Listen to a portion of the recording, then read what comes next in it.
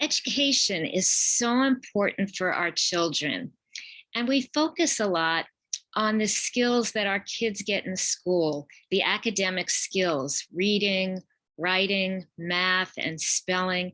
And of course, those skills are so important. But we often forget and neglect helping our kids develop life skills that can help them grow up and progress and become more independent. So, if you want your kids to grow up and become independent and self sufficient, self reliant, and feel capable, and if you want them to be responsible and confident, building these life skills is really important. It's a gift that you can give your kids. And it's never too early to start developing these skills. The earlier, the better. So if you have a young child, a young toddler, or even a teenager, these skills are important at all age levels. And I'm going to talk about how you can apply them to kids at all age levels. I'm Dr. Ellen, and I'm going to be talking about 8 important life skills that we can help our kids develop. And all parents should be working on life skills with their kids. Don't neglect them and put them on the side, because you can help your child grow up and become responsible and independent and feel capable and confident. And that starts as early as possible. So let's dive right in. I'm going to start with life skill number 1, and that is basic self-care, cleaning, and personal hygiene. So all kids should feel comfortable brushing their teeth, taking a bath or a shower, brushing their hair, putting on clean clothes so they look neat and clean. And we want kids to be comfortable doing these. We don't want it to be a struggle. We want to build routines with our kids so that they know it's part of a habit, brushing your teeth at night and taking a bath or shower. It's not a struggle, that it feels good to feel clean. And if your child is going to go and stay with grandma and grandpa for the weekend, you don't want grandma and grandpa to have to struggle with your child to get them to brush their teeth or to shower, or if they're going to go for a sleepover at a friend. You want to feel confident and know that they're going to brush their teeth and bathe, do whatever they have to do. And I like to remind parents when I'm talking about this skill, you never want your child to show up at school and be the one who's teased that your child showed up and is smelly or has body odor or showed up with oily or greasy hair. That's never easy for a child to deal with. Those scars are very difficult to remove.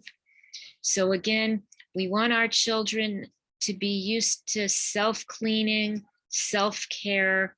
It's a basic, essential skill, number 1.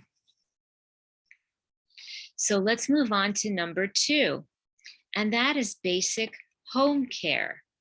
So all children should feel comfortable and know how to clean plates off of the table at the end of dinner, how to make a bed in the morning, how to sweep the floor, and at the appropriate age, how to make a sandwich for lunch. Or if they're older, they should be able to maybe have some recipes that they can make on the stove top or in the oven. So again, basic home care and home skills. That's number 2. Number 3, proper manners and table etiquette.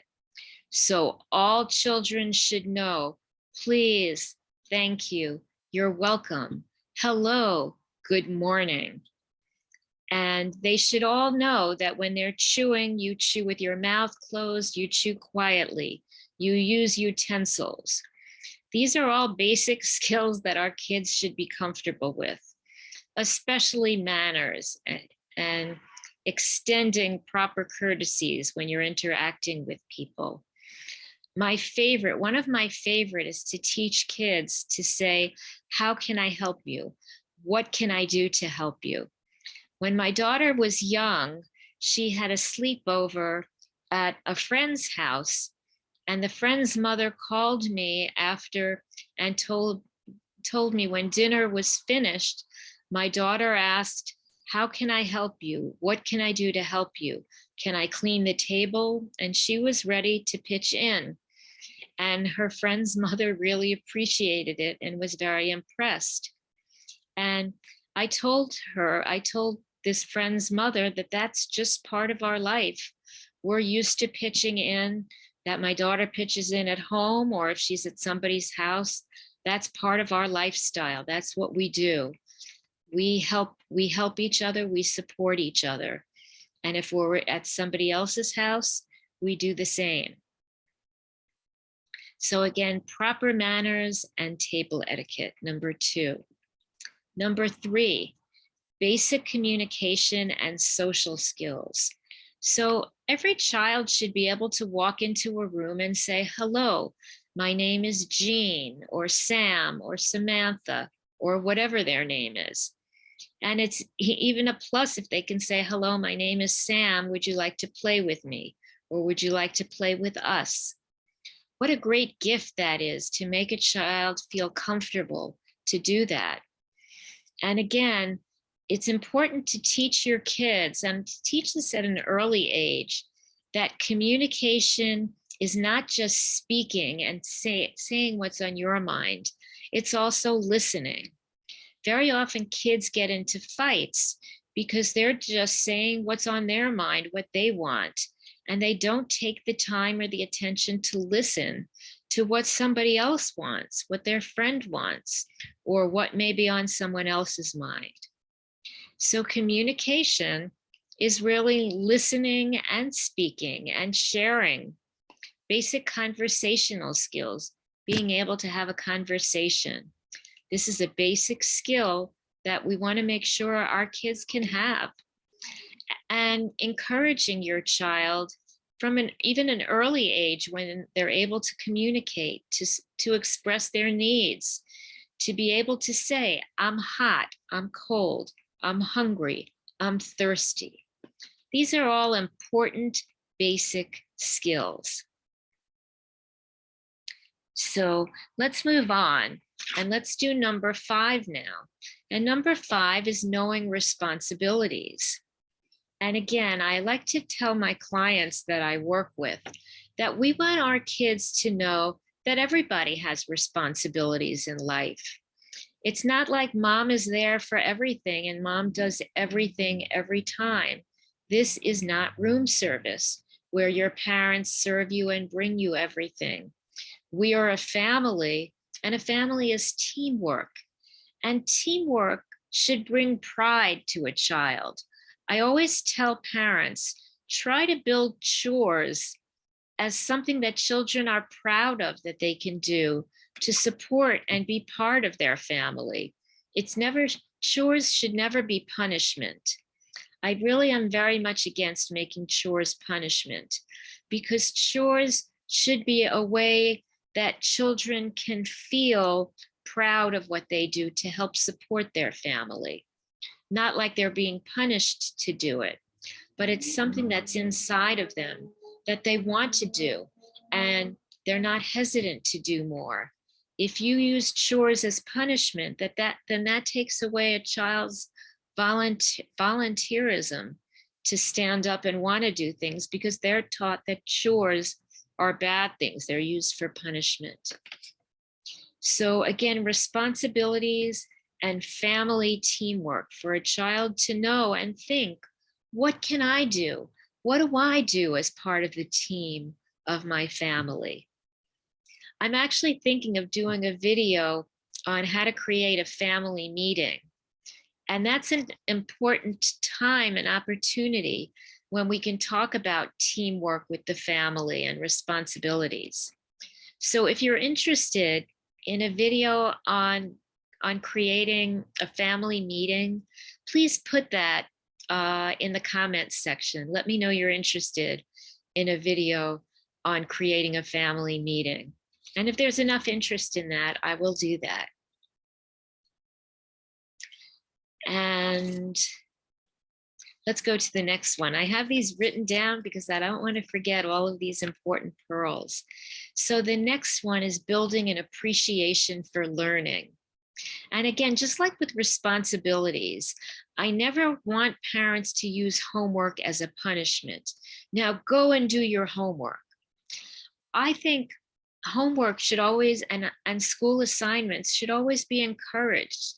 And you can ask, what assignments do you have tonight? And when you hear it, if it is interesting, say, wow, that's really interesting. I wonder how you're going to develop that assignment. Or I'd love to see when you do that, what you've done. To spark a child's curiosity and their love for learning. When my daughter was young, I used to love to teach her something, even if it was a card game or just some random, something random that I would teach her to do. And then I would ask her to explain back to me what I just taught her. And when she would explain it back, and I knew she learned it, I would say, wow, you really understood that. Because I loved to see the light bulb go off for her to acquire something new.